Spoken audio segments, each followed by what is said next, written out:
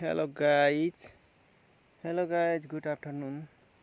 म जीवन अहिले चाहिँ म यो ओलिभ फार्म पुरै ओलिभ बगानमा आइरहेको छु। सबैले हेर्नु होला साथीहरू, यस्तो छ ओलिभको खेतीहरू पुरै डाँडा डाँडामा, पुरै समुद्रहरू हरेभरि छ, पानी जान्छ गइरहेछ।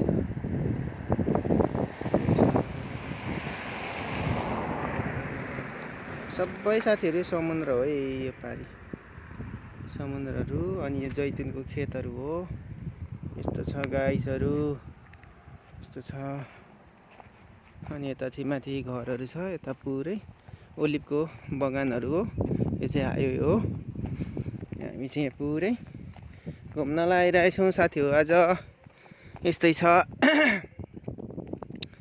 अब ओलिभ टिप्ने बेला भइसक्यो साथीहरू।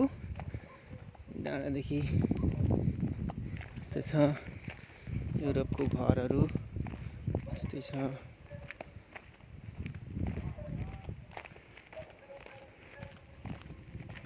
एउटा एउटा घरहरू बनाएको छन्, यस्तरी घरहरू राखेर बनाइरहेछन्। यस्तो छ। हाम्रो साथीहरू त्यहाँ फोटो खिच्दैछन्। यस्तै छ। ओ माथि डाँडाहरू हिँडिरहेछ।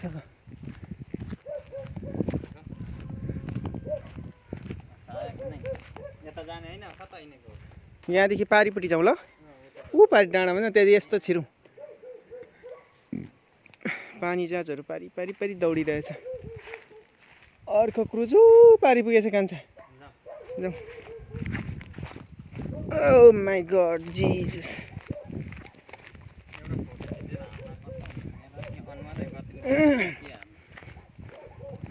यो चाहिँ सबै जैतुनको खेतीहरू साथीहरू।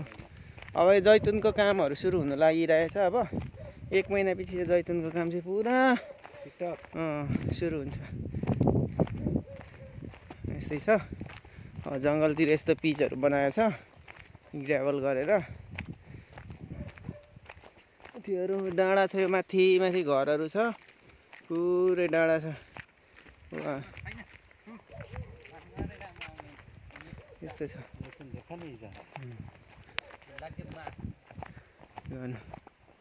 आज यसो घुमाएँ, पानी परि रातभरि 2-3 दिन पानी परिरहेछ अहिले युरोपमा। युरोपको हाल पुरै बेहाल छ है साथीहरू। यस्तै छ। तर जैतुन चाहिँ एकदम राम्रो तरिकाले फल्दैछ यहाँ। ल साथीहरू, फेरि अर्को भिडियो लिएर आउनेछु। Bye bye, take care watching my video.